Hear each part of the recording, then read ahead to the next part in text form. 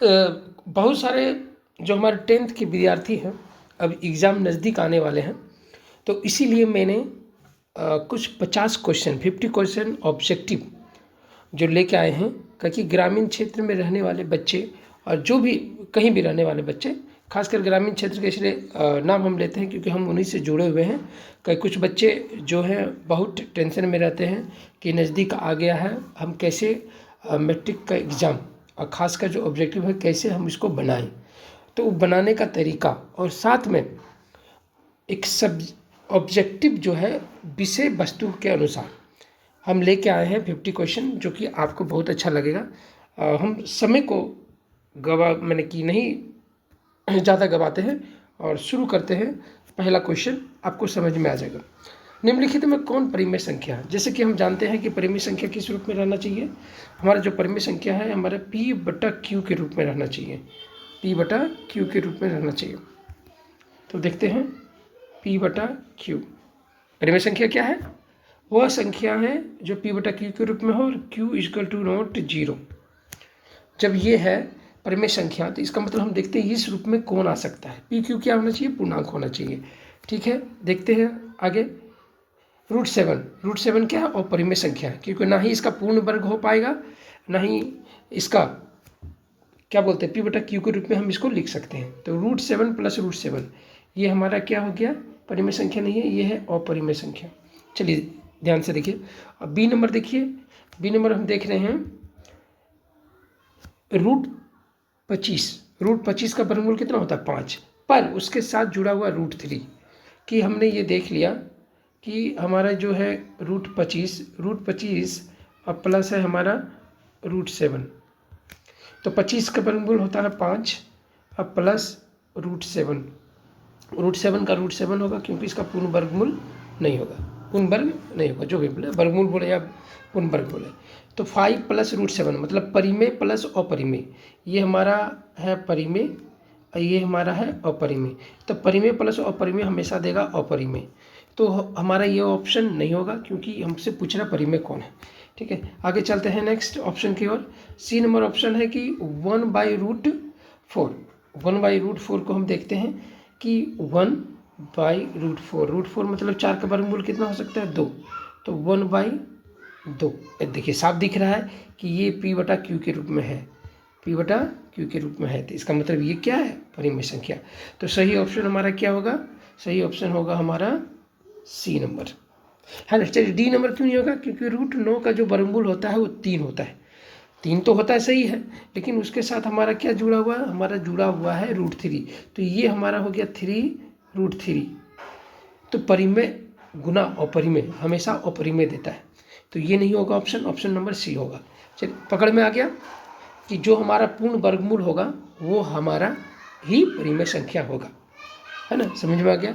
और शांत और अशांत दशमलव में ये हमेशा याद रखिएगा, जो सिंपल से दिख जाए कि अगर शांत है, अगर शांत नहीं भी है दशमलव, अगर वो फिक्स है जैसे कि 1.3 पे रेकरिंग और 3 है, तो वो हमारा परिमेय संख्या होगा, क्योंकि उसको P/Q के रूप में लिख सकते हैं। वही अगर अशांत दशमलव में अनावृत्ति मतलब कि 1.132 फिर 13245 पे समथिंग आते रहे, तो वो हमेशा अपरिमेय कहलाता है, कि जिसका P/Q के रूप में हम नहीं लिख पाएंगे। ठीक है, चलिए आगे बढ़ते हैं नेक्स्ट क्वेश्चन की ओर। नेक्स्ट क्वेश्चन है हमारा, बहुत इंपॉर्टेंट क्वेश्चन है ये, कि यदि m एक पूर्ण संख्या है, पूर्णांक संख्या है, m यदि कोई पूर्णांक संख्या है, तो हम विषम पूर्णांक का रूप कैसे लिख सकते हैं? तो विषम की बात किया है, तो सम और विषम हम जानते हैं, बचपन से पढ़ते आ रहे हैं कि जो 2 से भागा लग जाए, जो 2 से भागा लग जाए उसको सम संख्या कहते हैं, और जो 2 से भागा नहीं लगे उसको हम विषम संख्या कहते हैं। तो चलिए तो देखते हैं कि कौन ऐसा है इसमें ऑप्शन में जो 2 से भागा नहीं लगे। चलिए m के जगह पे हम 0 रखेंगे तो 1 आएगा, 1 रखेंगे तो 2 आ जाएगा, और फिर 2 रखेंगे तो क्या आ जाएगा? 3 आ जाएगा। मतलब कि अगर m+1 है, थोड़ा सा समय दीजिए, होगा क्या कि एक क्वेश्चन को अच्छी तरह से बनाइएगा तो और भी इसी टर्म पे जो भी क्वेश्चन आएगा वो आपको समझ में आ जाएगा। देखिए यहाँ पे विषम पूर्णांक दिया है तो हम उसको चेक करेंगे, तो m = 0 चेक करते हैं, तो ये क्या देगा, ये 1 देगा। फिर m के जगह पे हम 1 रखते हैं, m के जगह पे अगर हम 1 रखेंगे तो ये हमारा क्या देगा, ये हमारा 2 देगा।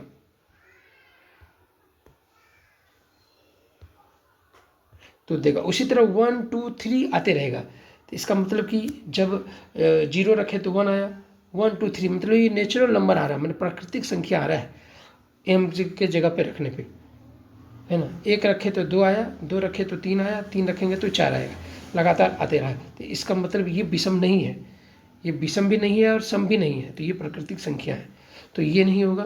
तो इसको क्रॉस कर दीजिए। चलिए अब देखते हैं हमारा बी नंबर क्या है, एम है। तो स्वाभाविक सी बात है कि भाई इसमें 0 रखेंगे तो 0 आएगा, 1 रखेंगे तो 1 रखेगा, 2 रखेंगे 3 रखेंगे, ये भी ये पूर्ण संख्या हो रहा है। और 0 सहित प्राकृतिक संख्या को ही क्या बोलते हैं, पूर्ण संख्या। ये पूर्ण संख्या हो रहा है, तो ये भी हमारा नहीं होगा। इसको क्रॉस कीजिए। अब देखिए 2m है, इसका मतलब कि 2 का गुणज है, तो 2 का गुणज है, इसका मतलब क्या हो गया, ये हो गया सम संख्या, मतलब कि ये 2 से भागा लगा सकते हैं, तो ये हमारा क्या हो गया, विषम पूर्णांक नहीं होगा। तो इसको काट दीजिए। चलिए डी नंबर देखिए। अब m के जगह पे हम 0 रखते हैं, ये बहुत ज़रूरी है, ये कभी भी पूछ सकता है। कभी आपको 2m + 1 दे देगा, कहेगा कि कौन सी संख्या होगा, तो बता दीजिएगा विषम संख्या होगा। कैसे, देखिए 2 × 0, कहेंगे m के जगह पे 0 रखें +1, तो 2 × 0 तो 0, 0 + 1 हाउ मच, 1 देगा। इसी तरह हम m के जगह पे हम 1 रखेंगे तो 2 × 1 + 1 तो कितना हो जाएगा, 3। इसका मतलब 1 आया, और इसके बाद हम क्या देख रहे हैं, 1 आया, इसके बाद हम क्या देखेंगे कि 2 × 1 + 1 कितना आ गया, 3। इसका मतलब हमारे पास क्या आया था, 1 आया था, फिर क्या आया था, 3 आया था। इसी तरह फिर 2 रखेंगे तो क्या आएगा, 5। तो देखिए 1 3 5 क्या हो रहा है, विषम संख्या हो रहा है। इसका मतलब सही उत्तर क्या होगा, हमारा सही उत्तर होगा डी नंबर। समझ में आ गया। चलिए अब इसी तरह हम अगला क्वेश्चन देखते हैं। हाँ, धीरे धीरे आप पकड़िए बातों को और समझने की कोशिश कीजिए। एक बार आप समझ जाइएगा तो आपको दिक्कत नहीं होगा। नहीं समझ पा रहे हैं, कमेंट बॉक्स में रखना है और लिखना है कि ये चीज़ हमको समझ में नहीं आया, तो दोबारा हम बताएंगे। और हमेशा याद रखिए कि अब समय नहीं है आपके पास, क्योंकि अभी पूजा वूजा का समय बहुत आ रहा है, पूजा भी देखना है ना, अपनी संस्कृति सभ्यता को भी देखना है। पर हमारा मेन जो आप विद्यार्थी हैं, तो सबसे पहला गुण, आपका जो पहला धर्म होना चाहिए वो विद्या ग्रहण करने का होना चाहिए। ये नहीं कि आप समय बर्बाद कर दें और उसकी अर्थ ही निकाल दें, विद्यार्थी मतलब विद्या का जो अर्थ ही निकाल दें वो विद्यार्थी, ऐसा नहीं बनना है। इसलिए चलिए हम आगे बढ़ते हैं नेक्स्ट क्वेश्चन की ओर। तीसरा क्वेश्चन है, निम्नलिखित में किसका दशमलव प्रसार शांत है। अब शांत की बात कर रहा है तो सिंपल सा इसका एक रूल है, को रूल देख लीजिए। वो क्या रूल है कि कोई भी अंश में अगर संख्या रहे, और से अंश हो गया, और हर की जो संख्या है 2n × 5n, मतलब कि 2 या 5 का जो गुणनखंड हो, हर की बात कर रहे हैं, है ना। अगर 2 है तो भी वो शांत होगा, 5 है तो भी शांत होगा, और दोनों है तो भी और क्या होगा, शांत होगा। क्योंकि देखिए कि 2 और 5 का गुणनखंड क्या होता है, 10 होता है ना। 10 आ गया, इसका मतलब नीचे 10 आ गया, या 10 का कोई गुणज आ गया, इसका मतलब सिंपल से शांत होगा। कोई ना कोई जो दशमलव होगा वो शांत रहेगा ही, क्योंकि नीचे 10 आ गया या 10 का गुणनखंड आ गया। बस ये चीज़ लॉजिक दिमाग में रखिएगा, है ना, कि अंश में पहले हम छोटा रूप कर लेंगे। कोई भी अगर भिन्न दिया हुआ रहे, फ्रैक्शन दिया हुआ रहे, उसको हम छोटा से छोटा रूप कर लेंगे। छोटा रूप करने के बाद हम देखेंगे नीचे हर में कि 2 और 5 का गुणनखंड आ रहा है कि नहीं आ रहा, तो उसको सीधे अशांत घोषित कीजिए, वो शांत नहीं होगा। अगर आ रहा है तो वो शांत होगा। तो चलिए देखते हैं करके ऑप्शन में। चलिए पहला है 11/91। देखिए 91 को हम क्या लिख सकते हैं, 13 सती 91। 13 और 7 आ रहा है, 2 और 5 नहीं आ रहा है, तो इसका मतलब ये अशांत हो गया। ये क्या हो गया, अशांत हो गया। अब बी नंबर देखते हैं, 15/23। देखिए 23 तो खुद इको प्राइम नंबर है, तो ये क्या हो जाएगा, 23 × 1, मतलब कि इसका तो और ही गुणनखंड नहीं हो रहा है, ना ही 2 आ रहा है ना 3 आ रहा है, 23 खुद आ रहा है, 23 × 1। चलिए अब देखिए 17/80। 80 को हम क्या लिख सकते हैं, 16 × 25 80, या 8 × 10। 10 आ गया ना, 10। जैसे 10 आ गया 8 गुना 10 नीचे, तो समझ लीजिएगा 2 और 5 का गुणनखंड होगा, तो इसका मतलब ये क्या हो गया, शांत। अब इसको देखिए 7/45, देखिए 15 3 45 होता है, और 15 को कैसे तोड़ सकते हैं, 3 5 15, तो 3 और 5 का गुणन जा रहा है, तो इसका मतलब ये नहीं होगा। तो सही चीज़ क्या होगा भैया, सही चीज़ क्या होगा, ये सी नंबर, सही चीज़ क्या होगा, सी नंबर। समझ में आ गया। चलिए ये जितने भी हम बना रहे हैं वीडियो, वो आपके लिए बना रहे हैं। जिनको डर लग रहा है मैथ में ऑब्जेक्टिव कैसे बनेगा, वो इसको बार बार रिपीट करें तो आपको और प्रैक्टिस होगा। और हमारे कमेंट में बॉक्स में बताइए कि आप नहीं समझ पा रहे हैं, है ना। मेरा व्हाट्सअप नंबर भी हम भेज देंगे, आप उसमें सवाल को फ़ोटो खींच के आप हम मुझे भेज सकते हैं, तो हम उसका जवाब दे देंगे। चलिए नेक्स्ट क्वेश्चन देखते हैं, चौथा नंबर।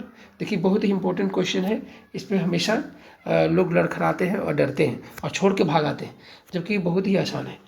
0.87 पे रेकरिंग, बस रेकरिंग का हल करना बहुत आसान होता है।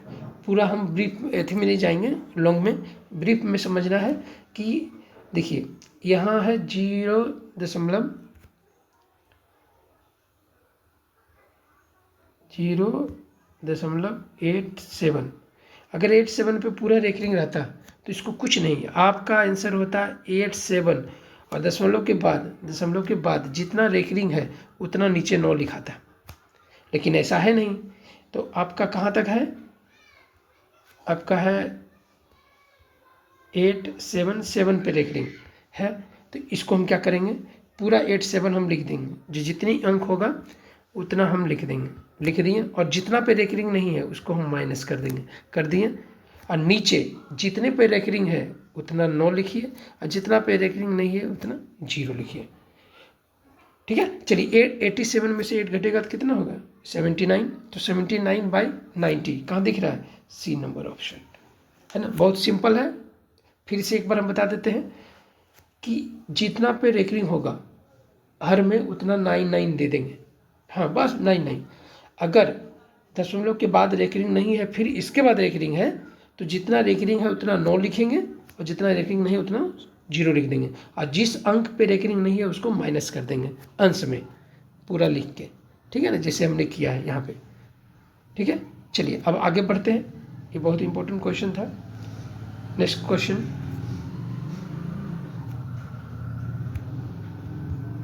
सबको मिटा देते हैं जो कि आप कंफ्यूज नहीं हो।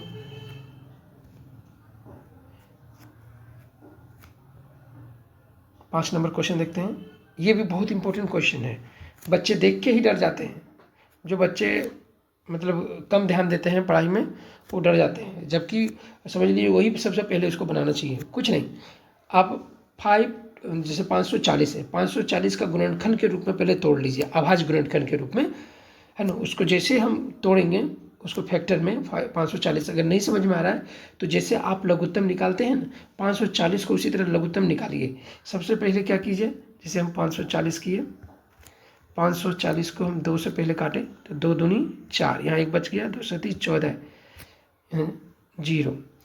फिर यहाँ कितना है, 2, 2 1 2, 2 3 6, 2 बचे 10, है ना, 135 हो गया। अब 2 से कटेगा नहीं, अब 3 से देखते हैं, 3 से कटेगा तो 3 चौक 12, और यहाँ 1 बच गया तो 3 बचे 15। 45 भी कर सकता है, 45 को इधर हम आके काटते हैं तो 3 ने का 3, और यहाँ बचती है 15, फिर 3 बचे 15। तो अब देखिए 2 ठो 2 आया, 3 को 3 आया, और 1 को 5 आया, ध्यान में रहेगा। चलिए इसको हम सजा लेते हैं, फिर से बोल देते हैं, 2 ठो है, और 3 गो है, और 5 1 गो है। तो इसको आप एक्सपोनेंशियल मतलब कि पावर पे, मतलब घात पे इसको लिख लीजिए। इसको मिटा देते हैं, तो 2 3 गो था, 3 2 गो था, और 1 5 था। तो एक बार चेक कर लेते हैं, 2 दूनी 4, 4 दूनी 8, 8, और यहाँ 9, 9 ठीक 72, 72 गुना 5। कुछ गड़बड़ हो रहा क्या?